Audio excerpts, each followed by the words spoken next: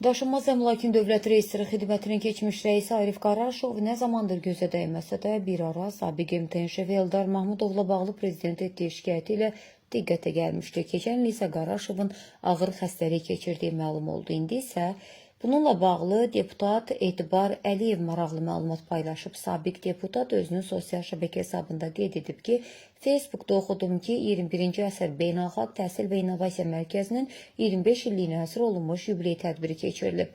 Bu pul yığmaq mərkəzi daşınmaz əmlakın dövlət reestri xidmətinin sabiq rəisi Arif Qaraşova məxsusdur. Bizdə belədir. Yüksək vəzifə tutan məmurların bir qismi çox hiyləgər və zirək olurlar.